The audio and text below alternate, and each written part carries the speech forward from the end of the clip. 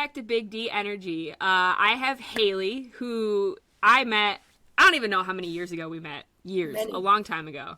Yeah. But she is an RN who has 11 years of experience as a nurse. She's worked as an aide prior to that while she was in nursing school. Her experience includes telemetry, PACU, but clearly her love resides in OB, as she has spent the majority of her career between postpartum and nursery care, as well as labor and delivery. She's currently in school to become a midwife, which she plans to complete in a little over a year. So welcome. Thank you for coming on. Thank you for coming on to talk about something that I don't have a lot of familiarity with, because it's just not been an area of healthcare and nursing that I have stayed far away from. It either from. calls to you or it doesn't. Yeah. And for me, it was like, no, I'm good. I will stick with the other side of it. When we did our OB rotation, I asked my clinical person at BU if I could write a paper instead of see a baby be born. And she was like, no, get in there. And then I was like, oh. And here you are. Yeah, I was all for never doing that. I was going to work in the ER. Oh, there you go. Yeah. So tell everybody a little bit about like what your experience in this system has been like, particularly in OB, maternity, labor and delivery, that world. So what's your experience and take on it all? So, I have the benefit of I've seen like a very different sides of it because I'm an old crusty nurse now. So my first job as a new grad was in Binghamton. It was a high risk. We delivered anything above 28 weeks. And I didn't know and I did nursery and postpartum, and I didn't know at the time, but like that's so crazy because everywhere I've worked since is like low risk. So and I remember when I was in nursing school and I wanted to do OB.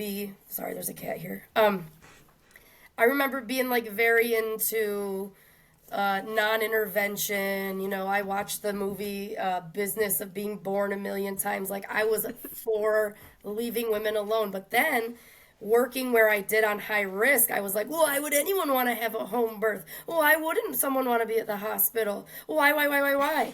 So... But, like, you know, the nature of healthcare, like, wherever you are, they're like, this is where everyone should be, you know? Mm-hmm. So, and especially, like, we'd get a lot of, like, we call them NAS babies, but babies with substance abuse disorder, like, on arrival. So, you know, I spent a good couple of years being, like, people that want to be crunchy and chill, like, why would you want to do that? So then I went to PACU because I was like, I got to see if I got more skills here. And, but then we ended up moving away and we went to this, because my wife got a job in Western New York. And I worked at this tiny hospital that I think they do like 300 births a year. And where I came from, that big high risk place does like 1,500. So these people, and a lot of them at this small place are Amish. So this was like rocked my world. So you were like not just smaller, but you were like totally different. It was like a cultural. I was like, where are the people? What's happening? Right. So I worked nights there, and most of the time I spent just either sitting with a patient on med surg, or being like, wow, there's no doctors in house, there's no anesthesia in house. Which at first I was like, what? But then like, I mean, I would argue. It's shady at times, sure, but it pushes you, I think, as a nurse, like, you have to be really good at your craft to keep people out of sticky situations like that. So, in the short time I was there, it, like, dawned on me that, like, you know, there's I think, a big line between everyone getting standardized, routine admission orders and then seeing these Amish women who would just come in and like literally just wanted a space to be and you to leave them alone. And you know what? Their babies were still born. Mm-hmm. So, or how about, you know, I worked postpartum and as soon as a baby was born, they'd have like a 2-hour recovery. And then the labor and delivery nurses would bring them to the nursery, at which time I would give them shots and give them a bath and hopefully have them all warmed up in time to meet their mom on the other side. And now, like, even just working 11 years as a nurse, like, the difference, like, now it would be insane anywhere to bathe a baby 2 hours after a bath. Like, it's just constantly changing. There's research that they feed better, everything. Like, I just think there's been a big shift in how we just routinely spit babies and moms through these processes. So the little hospital taught me that when I was like, wow, look at these Amish women just having babies like it's a normal part of life. And then I went back to where I worked before, but I went to labor and delivery. You know, I got some mad skills. Again, anything over 28 weeks. I very distinctly remember my last delivery there before we moved to Arkansas for a year was very obviously traumatic for the person, but so traumatic for me that when we got to Arkansas, I went back to work in the recovery room. I was like, I had a 31-weeker whose water had been broken forever. And the nurse I got a report from was like, she keeps complaining, but she's fine, she's fine, she's fine. Well, 15 minutes into my shift, her 31-week baby blasted out and had a cord prolapse, and we had to resuscitate it. And like, I had just gotten to work. I was like, you're like, I haven't even had my snack yet here at work. Right. I didn't have coffee. So when the doctor was like, what the hell just happened? I was like, I mean, I would like to know as well. And the nurse told me that the lady didn't have any contractions on the monitor, but like it was flipped over. And this woman had been a labor and delivery nurse for years. So all these things just make me think like, that people have been having babies for so long. Why is it such a difficult thing? Like, why do you go somewhere and it's like we have to treat people like they're dying and sick? Then you go somewhere else and this Amish lady like might come in and be like, here's my placenta in a bag. I delivered on the way here. Right. And depending on where you are, it's perfectly acceptable. Right. So, and like that big hospital I worked at used to have a group of midwives. They got rid of their midwives. Why? Because the doctors didn't want to cover them. I just can't understand. There's like always such a dichotomy between midwife care and doctor care, but it's all the same damn thing. Mm-hmm. Yeah, so I just really bothered me. I just recently talked about that with like it's like NPs, like all mid-level providers. That now all of a sudden all these physicians are coming out and saying like, we don't want to be responsible for them. We think that the care is going to be worse because of them. And I'm like, I don't like show me the statistics on that because you don't, from a patient standpoint, you never hear that. Like, they want to see the mid-levels. Yes. They don't want to see physicians. And, like... Right, the nurse practitioner knows my name. Right. Right. Yeah. And, like, and so, like, like, it's like birth has been turned into, like, this, like, it's like, almost, it's, like, so, like, institutionalized, like, in a hospital. Like, it's, like... It's not this like natural thing that like our bodies are doing, which it is. It's a natural thing, and like, and instead it's just like a whole. It's made into like a whole thing. It's like it's so procedural. Yeah, exactly. And it's like, what's your experience? Do you have a lot of experience with like home births or? I don't, and I gotta be honest. Like I, as a midwife, have zero intention of doing home births because I want to keep my license. When that one thing goes wrong. And that's another thing. This is such a natural thing. Like cancer's not natural. Heart disease, I would argue, is not natural, you know, because we do this to ourselves. Having a baby is very natural. We've been doing it forever. So the intervention of it is just insane. Like you go to the hospital when you're sick, I get that. But it's one of the highest litigation specialties. But, like, why aren't doctors who just pile you full of medicines and you still die of cancer, why isn't that the highest one? You know what I'm saying? Like, they tell you, like, no matter where you work as a labor and delivery nurse, you're going to be told that you better do CYA charting. You know what that means. Mm-hmm. And you better chart the same thing on every patient every time. Because in 5 years when you're called to court, they're going to open the chart and be like, oh, Danielle charted this. And then they're going to pull up another chart and be like, why didn't you chart that on the other patient? You knew something was wrong. And then, you know, we can get sued till babies are 21. Wow. So if your kid's not the valedictorian, You can just be like, well, Hayley should have put oxygen on me before I pushed. That is wild. And for those who are listening, CYA documentation, what she's saying is cover your ass. And that is one of the things about like healthcare that has become so prevalent is this type of documentation that you have to document in a way of always thinking like, if somebody were to sue me, right, am I covering myself in all different areas to make sure that if I'm sitting in a courtroom, somebody can't say, well, you didn't do this or you did this, so why, or this or that. Right. Because we live in a very sue happy nation these days. And it's like, and that's like, what is your take takes from the fun out of it? Yeah. And it's like, but that's like, and I was talking about this the other day, is like, we want to take care of people, right? Like, we want to help people. We want to, like, make this birthing process, like, the most beautiful, greatest thing ever. Sure. But it's like, we don't actually, like, and maybe it's a little different from your perspective, so, like, tell me if I'm wrong, but, like, what is the amount of time that you're actually spending at the bedside with a patient? Well, I argue that depends on the kind of nurse you are. And your assignment, like, ACOG says that you should have one, like, essentially labor and delivery should be one-on-one, but you and I both know that that's a pipe dream. Like, I've very frequently had 2 labor patients with epidurals, both delivering at the same time, and you got to decide which one you would pawn off to your coworker because you just can't be in 2 places at once. But I think it depends. Like, but I will say, in the last 11 years, there's this new, like, I would say a movement to do physiologic birth.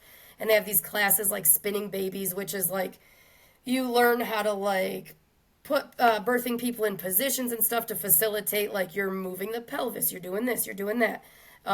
We actually we're going to have a class for that in October for the nurses on our unit.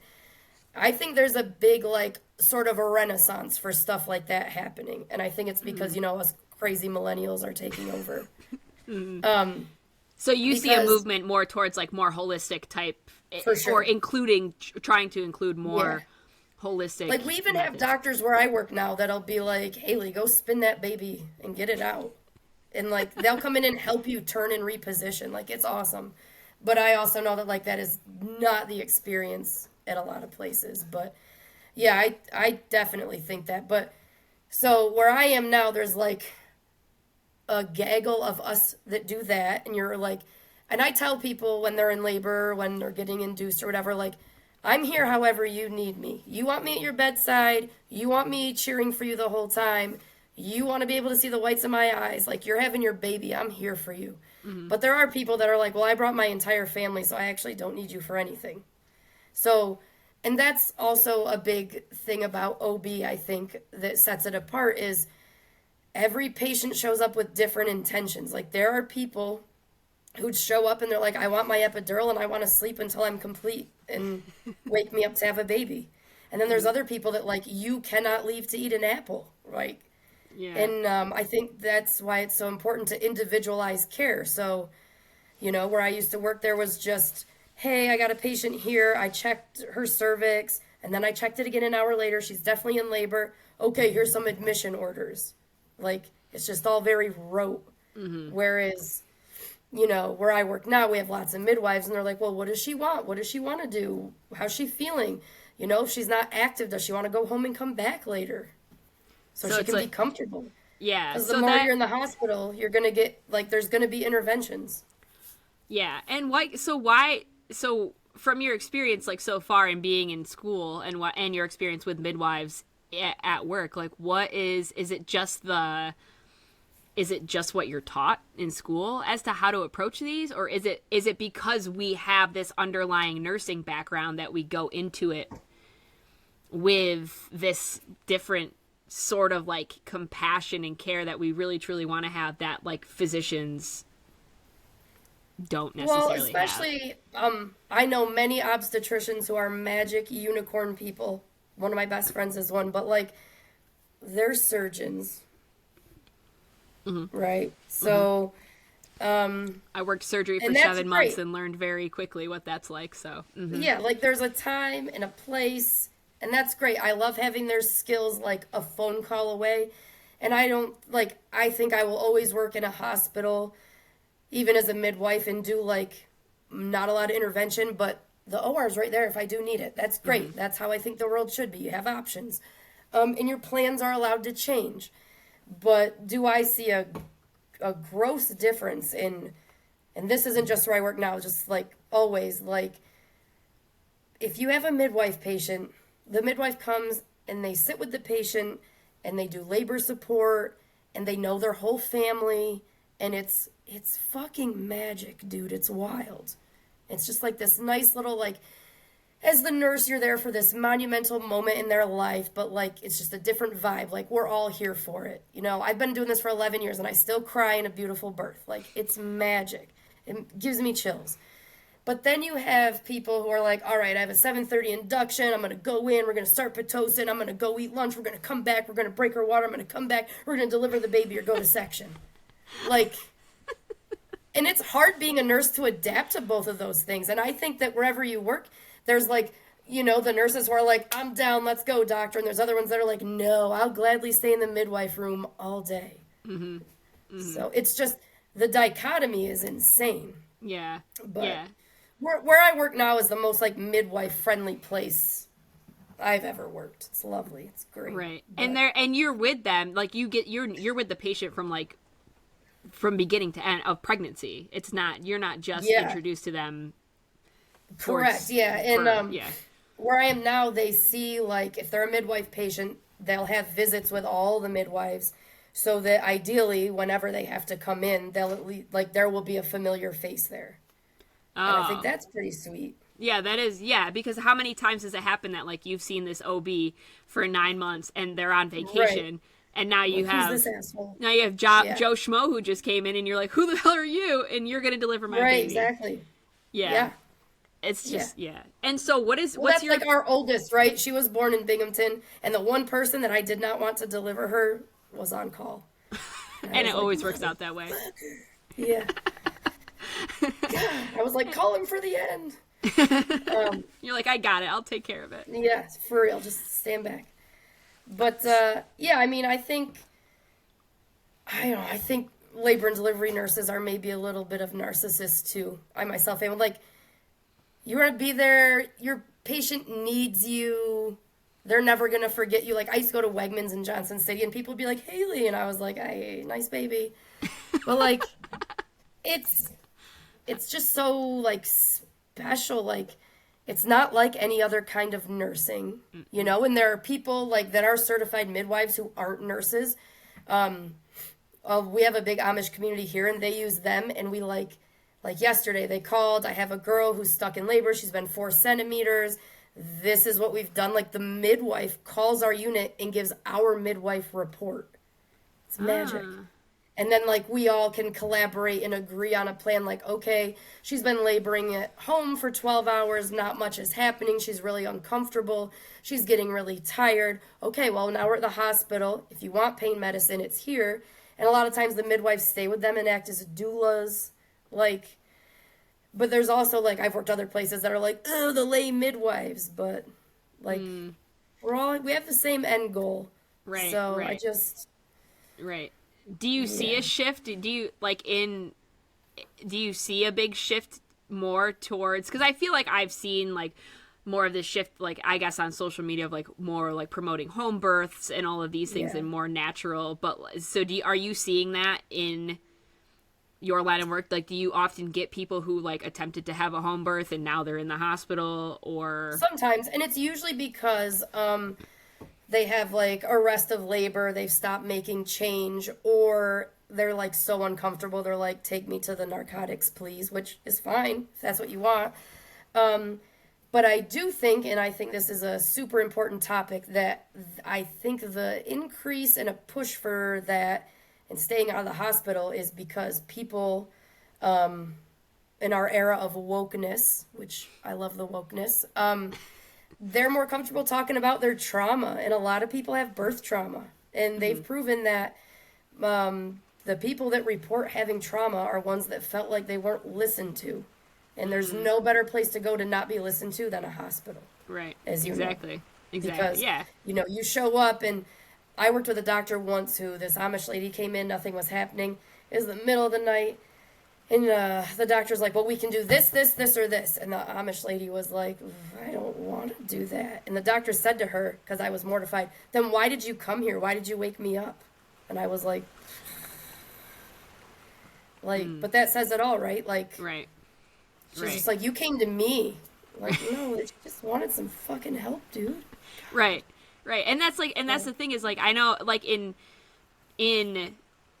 a lot of areas of nursing, especially like a lot of areas in like primary care where I've had more experience and stuff, is like we're spending the majority of our time looking at a computer and doing all of our documentation. Like, we get 3 minutes to spend with a patient, and that's the thing is, like, there's this lack of like actual human connection. Yeah. And like you said, these people are coming in to like seek care regardless of whatever it is, and like you don't even actually see the whites of anybody's eyes half the time, because like even if they're in the room, they're staring at a computer screen figuring something out. And when I realized that, I was like, oh my God, I spent, like, you don't, especially when you do like floor nursing, maybe not so much in maternity and labor and delivery, because you do tend to have that lower ratio, staffing ratio, but like if you have 6 or 7 patients to take care of, like when you're working on a telemetry unit or you're working in PACU, like you may know like their name and why they're there, but otherwise, like, you don't know a damn thing about them.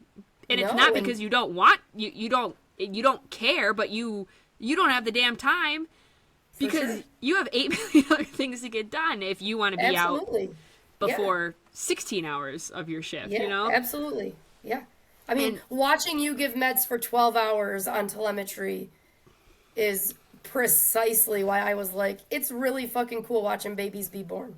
Yeah, because at least you have a little bit more of that, like, connection with people. Like, you actually get to talk to people and, like, learn about them and see the family and who they are. And, like, otherwise, you're just, like, if in most other settings, you're just pissed off if somebody actually wants to talk to you and have a conversation, because you're like, I don't have time for this.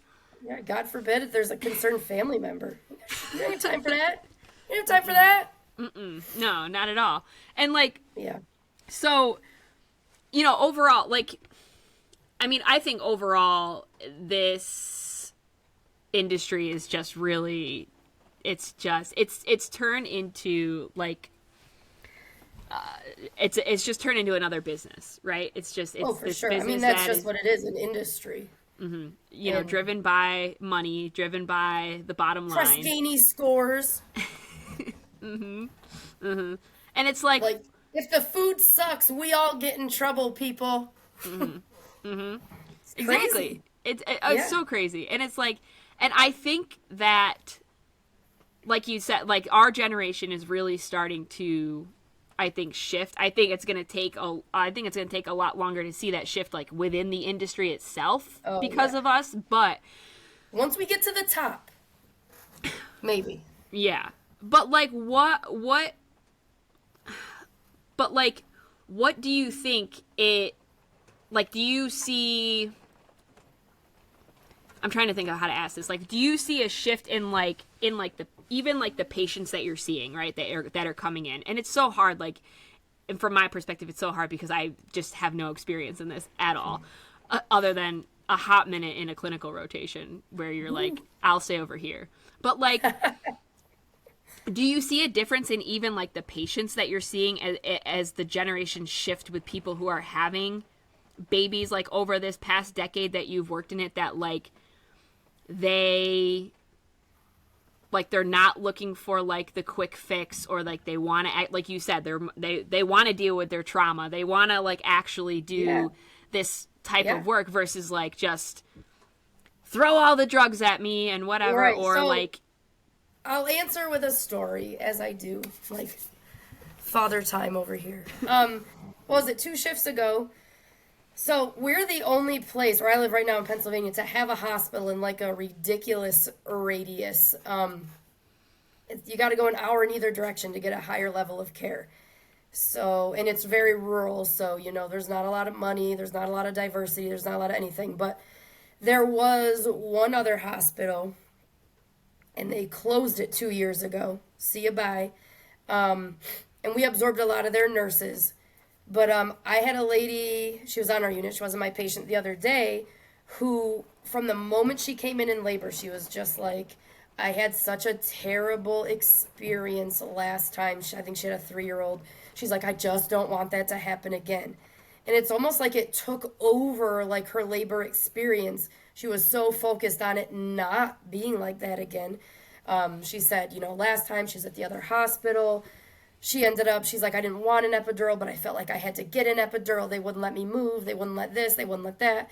So I think as evidence that stuff is changing, like me and all my coworkers, even the ones that weren't her nurse, we weren't busy that day. I think she was one of our 2 patients. We all were with her all day. Like, we are following your birth plan until we have, like, a declared reason not to. Like, we always say a baby declares itself. Like, we are all going to get you that delivery. And we did. We had, like, a shift change baby. She delivered on her hands and knees. She didn't have any medicine. There were, like, 6 of us in there just being like, this is amazing. And I'm like, a lot of us, like, we're here for that, and I know a few people I've worked with and I work with now that would be like, oh my God, why are you all in there? But, like, I think there is a big shift in, like, not just the patients, but, like, the people going into nursing, I hope. Mm-hmm. Like, we're getting a lot of, like, even the new grads will be like, hey, do you follow Mr. Midwife on Instagram? Do you do this? Do you do that? And I'm just like, you young kids. Like, it melts my cold heart. Mm-hmm. Right. And, like, do you see that, as far as, like, other places, like, within the hospitals that you're working at, do you see that shift happening outside of those types of units as well? Or do you think it's a little bit more? I gotta say, like, when you work labor and delivery, you're pretty isolated from, like, the crunchy old tele nurses don't think you're real nurses, and we know we'd never want to fucking do that, so. Right. Like, enjoy your hallway. Yeah. But I like to ask people that come in, like, just dead set on an experience they don't want. I'll say to them, like, what happened last time that you don't want to happen again? And I think that opens up a good road instead of them. It kind of shifts it, because a lot of people come in and they're playing defense. They're in pain, they're uncomfortable, and they're like, they're going to make me do this. They're going to make me do that. This is what I had to do last time. So I always make sure I go out of my way and I'm, what is your plan? What is, like, I got to do nitty gritty paperwork. I got to at least give you a small hep lock. And I tell them, like, that's for your baby more than you. If your baby misbehaves, we can't give it a spanking. We got to deal with it in your belly. So, but I say, like, it's more than just, do you want an epidural or do you want to do natural childbirth? Like, what do you want to occur here? Because as long as you are stable and your baby is stable when it's on the monitor, like, we can do that.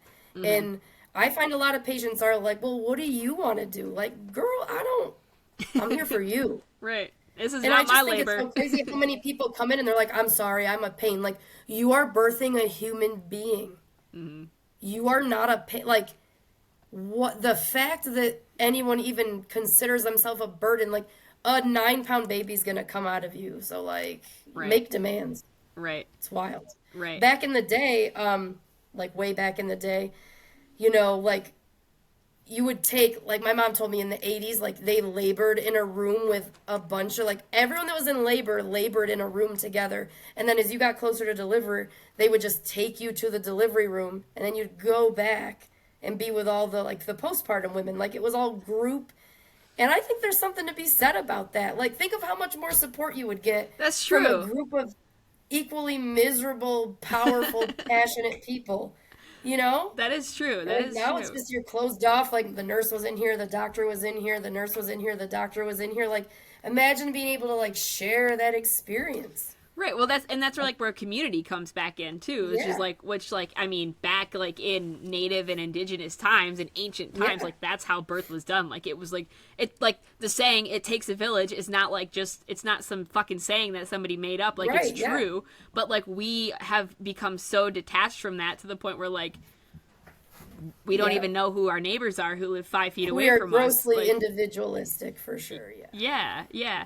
And do you think, so, like, these, like, plans, these birthing plans that you're talking about, is that like, are you seeing like more people shift away from like what would be, which I don't even know what the standard of plan but have you seen shifts in like what people want when they're coming into hospitals? Yeah, I think a lot of people, a big thing that's changed since I've been a nurse is a lot of people want delayed cord clamping because it's been proven to improve newborn anemia. So we used to just put the baby on the mom, cut the cord, we're done with it. Now, baby goes on mom skin to skin, like right at delivery, and the cord's not cut till it's done pulsing, and it can increase their H&H like 3% or something. So that's cool. Evidence is rad. The golden hour we do now is uninterrupted skin to skin, no matter who's in the room, like if it's partner, mom, grandma, whoever, like obviously they're allowed to hold their own baby, but we recommend like just leave your baby right there. We'll assess it on you. We'll do its vitals on you, like just hold your baby so it can smell you, look at you, and see who's been talking to it for 9 months. People are really into that, and delayed bath, because that's been proven to honestly do better for everything. It's better for their skin, it's better for blood sugar, it's better for temp control. Like, it turns out we just shouldn't fuck with babies as soon as they're born. Whoa. Yeah, or really ever for that matter, because ever, yeah. Let's face it, they're smarter than all of us. So yeah, like it's and like so alone. Right, exactly, and like shit. What were you saying? Oh, the skin to skin. So like, and that's like become like like I mean that is just like something that's just become like so much more prominent now in general. Like, like for sure, forever. So it's really cool to see that, like, I don't know, like, I feel like just in this conversation, that's definitely one of the areas in this industry that's, like, really, I would say, shifting more rapidly than most. Yeah, and I think so. And it makes me curious to know, like, why? Is it just because of the nature of what it is? Is it because, like, let's be honest, women are driving this, like, as the patient, you know, they're coming in and saying like, fuck off, this is what I want. You know, is it because we tend to see the shift with professionals like midwives? And it's like, what do you think? Do you think there's like any I think that people like have more knowledge at their fingertips. I mean, you can do a quick Google search about what should I pack in my hospital bag, and some of it's insane and some of it's reasonable. But I like, I don't know, and I think a lot of it's prenatal care, though. I mean, even our docs here are like, this is what's, evidence-based is like a big thing. I work for a really big healthcare system, and the good thing about them is they are all about like, it's evidence-based, do it, it's evidence-based, do it, it's evidence-based, stop doing it right now, we're going to do something else. But again, I think it's also very easy to Google what is birth trauma and then read 9 million stories about, like, it breaks my heart. So I took my 7-year-old to gymnastics, and usually when people find out what I do, like, they have to tell me their birth story, and then I have to tell them how cool their doctor is because I know them, even if they're not.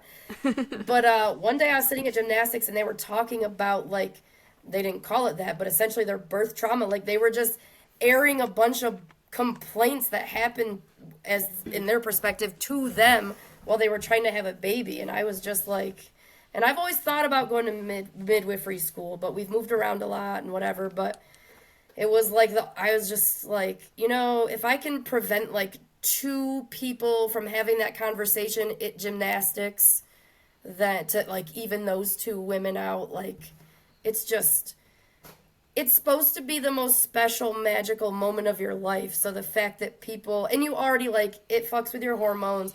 Postpartum depression's a very real thing. So, like, on top of that, you come out of all that and you're like, no one ever even listened to me while I was there. That's just, it kills me.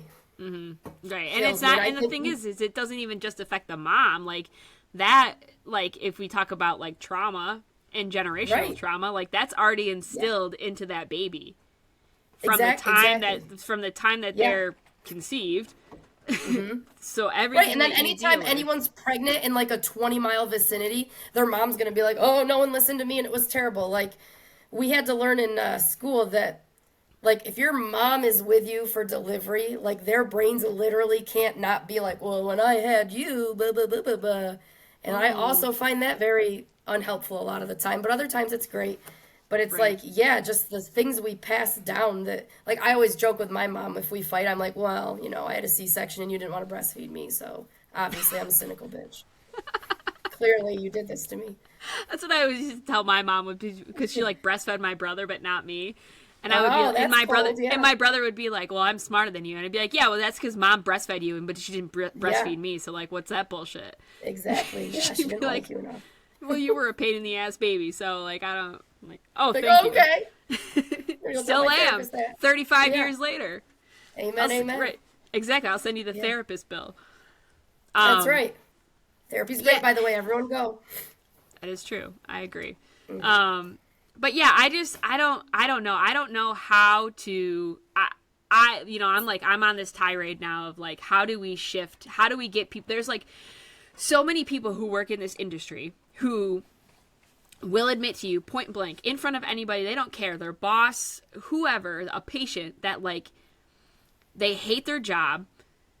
It fucking sucks. Nobody listens to them, all of these things, but nobody like actually does anything about it or says anything about it, and like, why are we not like if you take a group of humans as just nurses, say, like, hello, we're one of like the most dominant careers in this entire nation, and like I'm sorry, but like, look at what a strike does at hospitals when they want to get paid. Like, Exactly. everybody teams up and sticks up for that. But like, It's always about the money, man. You Yeah. want better, like, you want more money, we'll all show up at 8 o'clock to pick it. But you want to, like, make people upset and uncomfy, and you want to change how you do your job.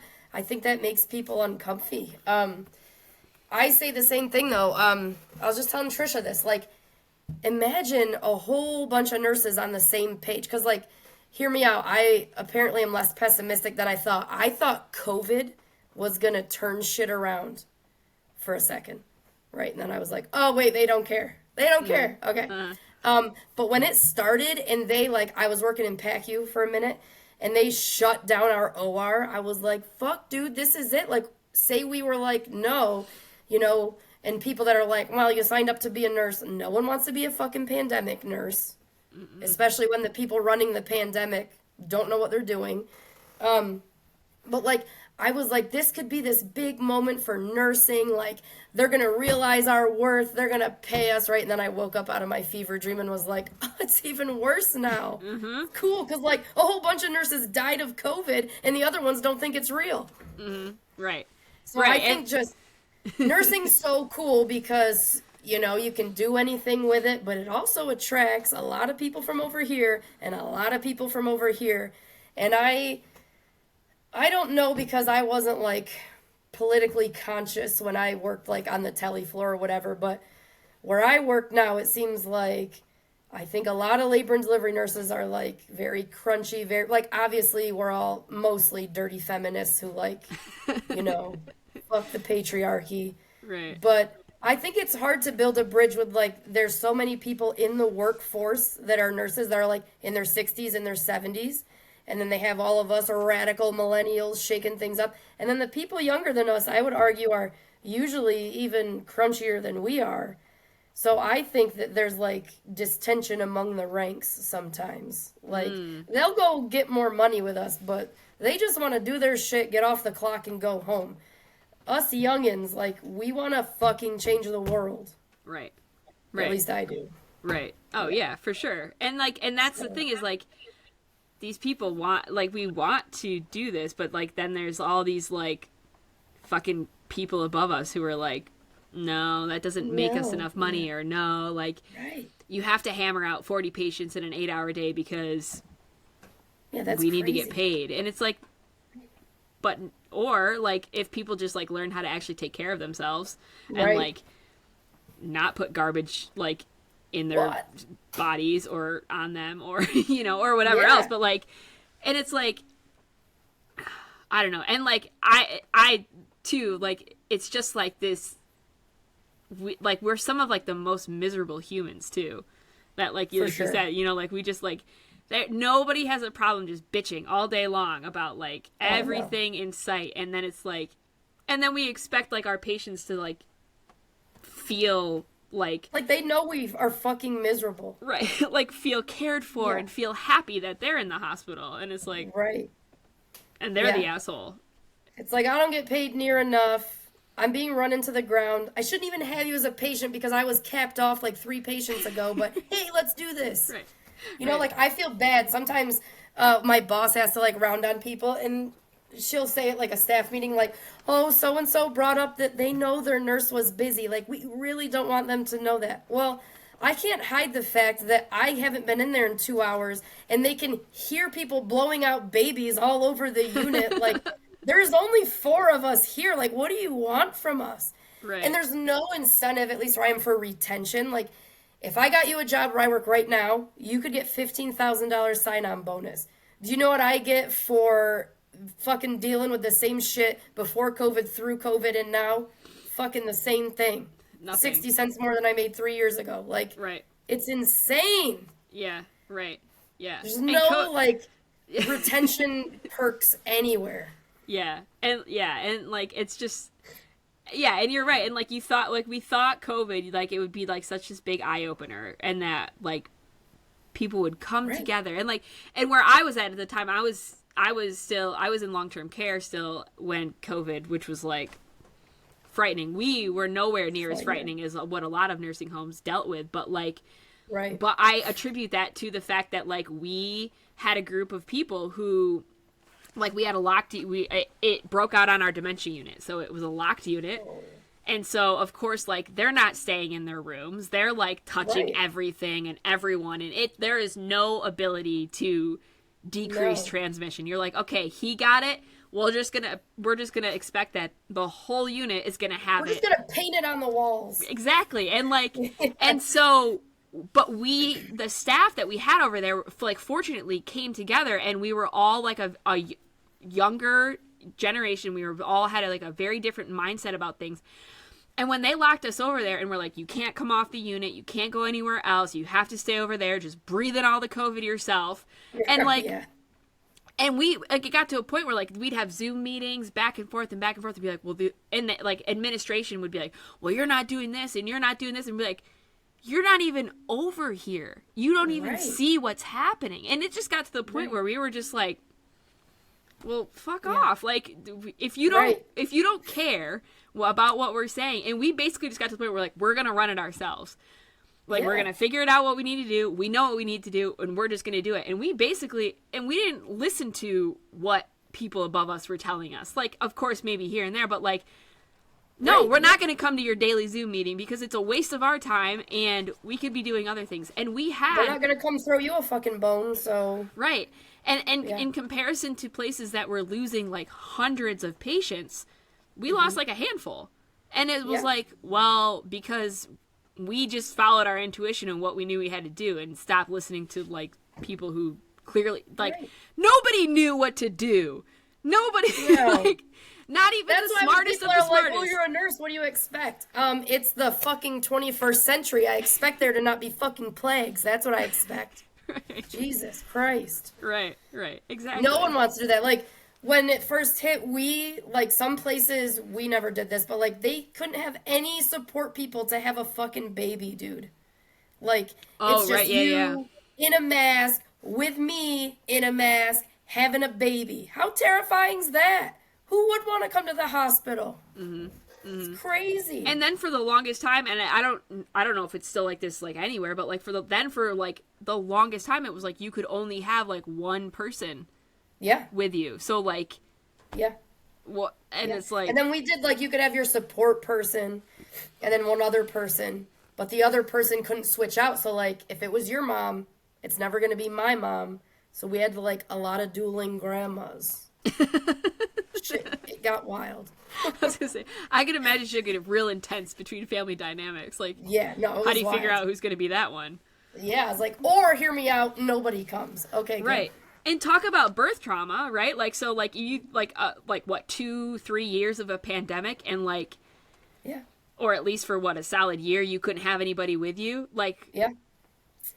Or, like, people, just... like, do I really have to wear this mask while I push out a baby? And I'm like, no, it's your room. But we had one doctor in particular that would, like, knock on the door. I'm coming in, everyone put your mask up. Which is cool, white science, great. But, like, she's having a baby. Like, shit's uncomfy. It's just... Yeah. But back to so I think the reason nurses don't, no one cares that we're disgruntled is because most of us are of the female persuasion. You know it, I know it. Just like people like to talk shit about teachers because most of them are also women. So that's my theory. No one cares that we're disgruntled and underappreciated. We're the most trusted profession because we're women, I think. But I also think that that's why it's never going to get better. Yeah. I mean, and then you wonder why, like, and then we're like categorized as like these like hostile women. They're all like, we're all angry and pissed off. Well, we are. Yeah. Well, if nobody fucking listened to you ever. Yeah. White man you in the 12 suit. hours without food or peeing, fucker. I don't think I could ever go now, by the way, now that I've been off of like floor nursing for as long as I have. I don't think I could ever go 12 hours now. Well, you don't have a neurogenic bladder anymore. It came back to life. Oh my God, it is insane. I was like, how did I do that? I used to go so long. But you do it, like, you just do it. It's crazy. Yeah, because you don't even think we, about like, kill it. ourselves to take care of people, continue to get paid shit, continue to get told, like, in nursing, you know, you never hear feedback unless it's bad. When's the last time a boss came to you and was like, you know what, Danielle, you're really fucking killing it. The guy in 307 thinks you're the shit. High five here. Have a coupon to Buffalo Wild Wings. No. You have a staff meeting and they're like, wow, you guys really fucking suck again. And, you know, I'm sorry that the cafeteria food sucks, but you only got 4 out of 5 stars. So I guess, you know, you guys can't get raises in 3 months. Mm-hmm, right. And that one patient complained. So now you're all being punished because... Also, what happy people sit down and fill out surveys? None. Right. Exactly. You're pissed off, you want to write a letter, you want to talk to the manager. It's crazy. And it's it's crazy insane that everything translates to dollars. Well, yeah, but you would think that in regard to dollars, you would think that like people would actually want to satisfy the patient because now patient satisfaction is actually part of like hospital reimbursement now. Yeah. So like, hello. Why aren't we like nobody sees that though? Like maybe it just doesn't affect the reimbursement enough. I don't know the breakdown of that. I try to stay as far away from that as I can, but like it doesn't I don't know. I don't get it. It's just it's fucked. Terribly sad. But yeah, we're going to have to do part 2 about the evolution of midwifery because it's in direct relation to the patriarchy. So yeah, definitely. We will do that for sure. Used to be back in the day men mostly obviously weren't even allowed to like be with their birthing woman because it was woman stuff, so they'd be with a midwife and they didn't want anything to do with that, and then doctors were like, shit dude, we should take over this too, and then they started going on like crazy campaigns anti-midwifing and burning them at the stakes. So all right, yeah, we're definitely gonna have to do this. Yeah, all right, so we're gonna stay tuned for part 2 on this. The evolution historical context. Oh, I love it. Yeah. All right. Well. Yeah, it's crazy. Is there anything else you have that you think I can talk that you want to chime in? I know. Me too. It's like it's just like it's like a constant, but like I'm encouraged. I like to leave on a positive note that like I think with younger generations, I think that we have the potential for the healthcare system to be better, but I would also argue that literally anything would be better than it is right now. Yeah, for sure. I think it's just, it's like, my biggest thing is like, am I trying to change, like, I don't think by like hammering the system that already exists right now is going, like, it's not going to change. Right. It's just, we have to decide to create something new. Yeah, we got to just reshape it. and forge new paths and and do new things versus like being like, I'm gonna burn it down to the ground, which is really how I started this whole thing. And then I'm like, yeah, that's probably not gonna work. But yeah, you can't recruit enough people that want to burn shit up. I've tried. They just say they want to, but they don't show up when you tell them they have to wear a ski mask. So I don't know. it's off-putting. All right, But I think it's as I become like a more senior nurse wherever I work. I think there's hope, but it's sketch, my dude. Yeah. All right. Well, I appreciate you being here and talking Anytime. about all of these things that I have no idea about. And Anytime. I will definitely have you back here very soon for part 2. Okay. Cool. And we'll talk about it all. Awesome. Thanks, All dude. right. Thank you. Yep, see ya.